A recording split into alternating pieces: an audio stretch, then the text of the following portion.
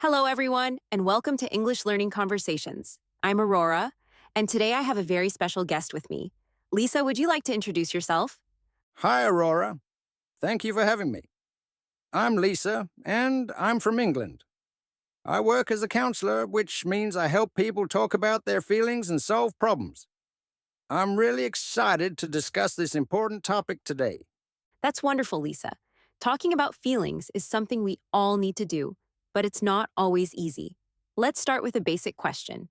What are feelings? Feelings are emotions that we experience every day. They're our body's way of responding to different situations. Some common feelings include happy, sad, angry, excited, worried, or calm. Feelings are normal and natural. Everyone has them, and they help us understand what's happening in our lives. That's a great explanation. I think sometimes people forget that all feelings are normal. Lisa, why is it important to talk about our feelings? Talking about feelings is very important for our mental health. When we keep feelings inside, they can become bigger and more difficult to handle. Sharing our feelings helps us feel less alone and can help us solve problems. It also helps other people understand us better and can make our relationships stronger. I completely agree. I always feel better after talking to a friend about something that's bothering me. Lisa, what are some basic feeling words that everyone should know? There are many feeling words, but let's start with the basic ones. Positive feelings include happy, excited, proud, grateful, and peaceful. Negative feelings include sad, angry, worried, frustrated, and disappointed. It's important to know that negative feelings aren't bad, they're just uncomfortable, and they give us information about our situation. That's a good point about negative feelings not being bad. I sometimes feel guilty when I'm sad or angry, but I guess that's normal too. Lisa, how can people identify what they're feeling? Good question. Sometimes people say, I feel bad, but they don't know exactly what kind of bad. I recommend taking a moment to think about your body. Are your shoulders tense? Is your heart beating fast? Is your stomach upset? Then think about the situation. Are you worried about something? Are you disappointed? Taking time to identify specific feelings helps you understand yourself better. That's really helpful advice. I never thought about paying attention to my body to understand my feelings. Lisa, what about expressing feelings? What are some ways people can share how they feel? There are many ways to express feelings. You can talk to someone you trust, like a friend or family member. You can write in a journal or diary. Some people like to draw or paint their feelings. Physical activities like walking or dancing can also help you express emotions. The key is finding what works for you. I love writing in my journal when I feel overwhelmed. It really helps me organize my thoughts. Lisa, let's talk about difficult feelings. What should people do when they feel very sad or angry? Difficult feelings are part of life, and it's important to handle them in healthy ways. When you feel very sad, it's okay to cry. Crying is a natural way to release emotions. Talk to someone you trust or do something comforting like taking a warm bath. When you feel angry, try to calm down before making important decisions. Take deep breaths, go for a walk, or do some physical exercise to release the energy. Those are practical suggestions. I know that when I'm angry, I sometimes say things I regret later. Taking time to calm down is really important. Lisa, what about positive feelings? How can people express happiness or excitement? Positive feelings are wonderful to share. When you're happy or excited, tell people about it. Share good news with friends and family. Celebrate your achievements, even small ones. Smile, laugh, dance, or sing. Positive feelings are meant to be enjoyed and shared. Don't feel embarrassed about being happy. I love that advice. Sometimes I feel like I shouldn't be too excited about things, but you're right. Happiness should be shared. Lisa, how can people support friends or family members who are having difficult feelings? Supporting others is so important. First, listen without trying to fix everything. Sometimes people just need someone to hear them.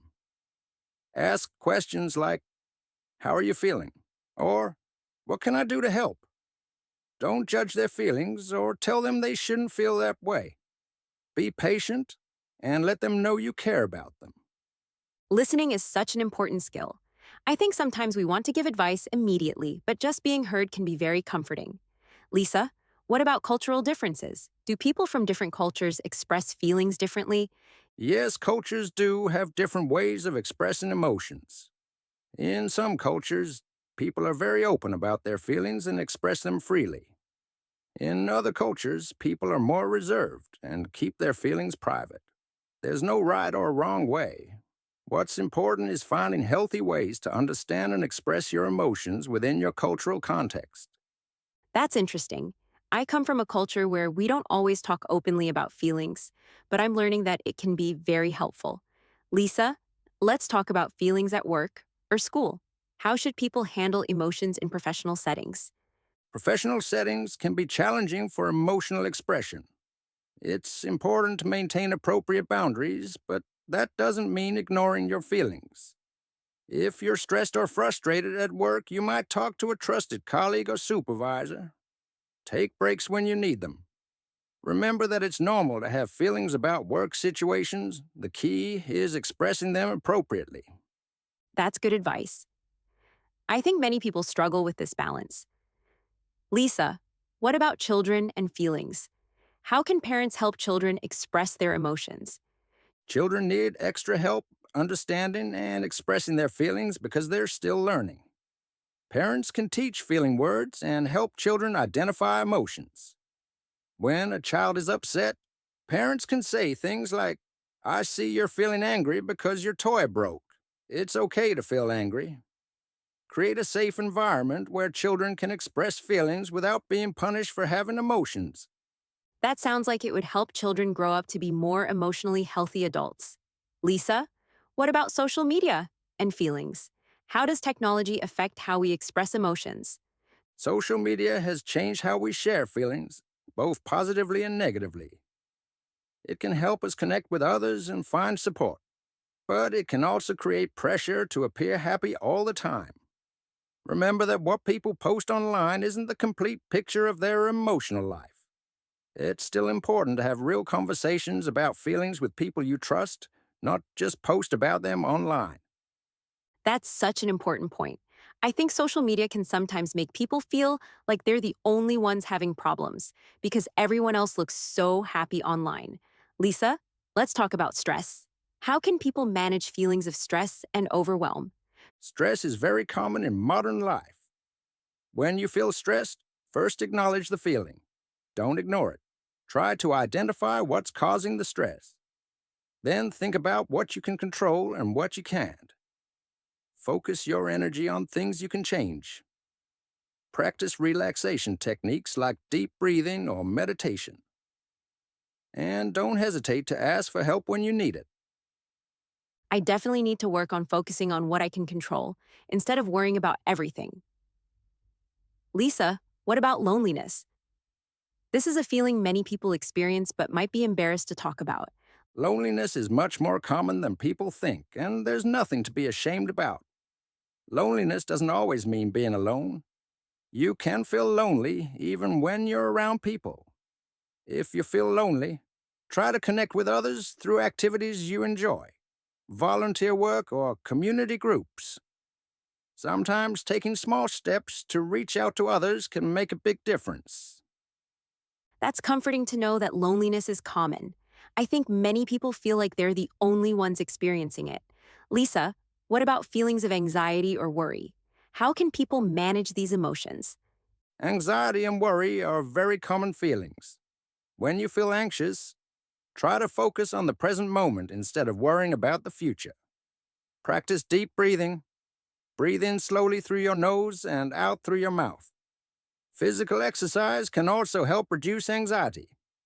If worry becomes overwhelming or interferes with daily life, it's important to talk to a professional counselor or doctor. Those are helpful techniques. I sometimes worry about things I can't control, and focusing on the present moment sounds like a good strategy. Lisa, let's talk about feeling grateful. How can gratitude affect our emotional well being? Gratitude is a powerful, positive emotion. When we focus on things we're grateful for, it can improve our mood and help us feel more positive about life. Try keeping a gratitude journal where you write down 3 things you're thankful for each day. They can be small things like a good cup of coffee or big things like your health. Practicing gratitude regularly can help balance difficult emotions. I started doing that recently, and it really does make me feel more positive.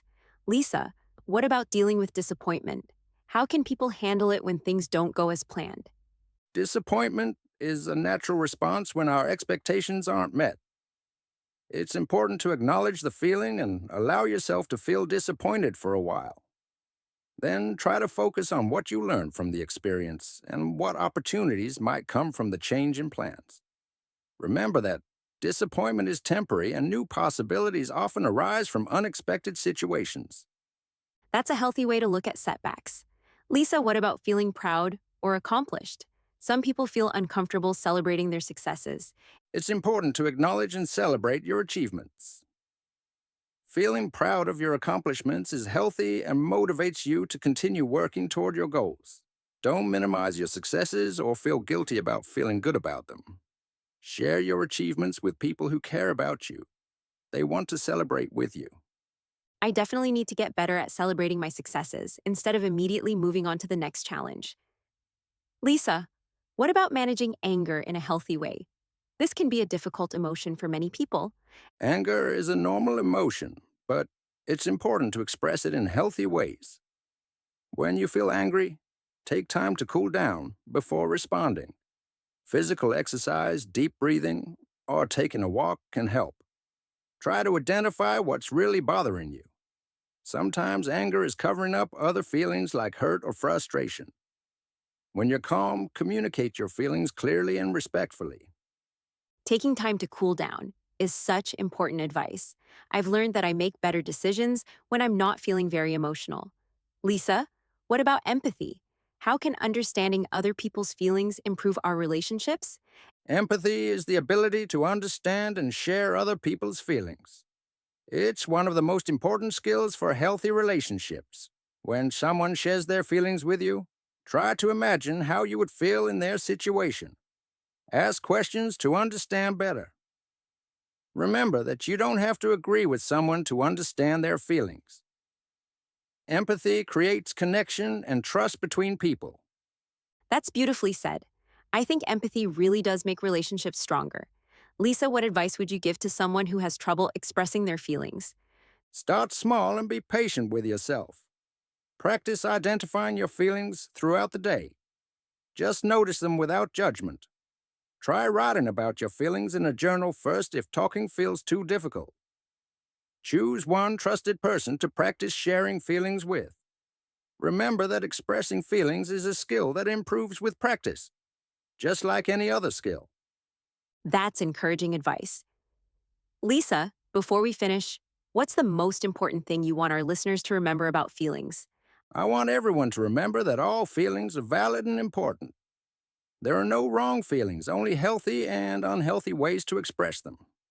Your feelings give you valuable information about your life and relationships.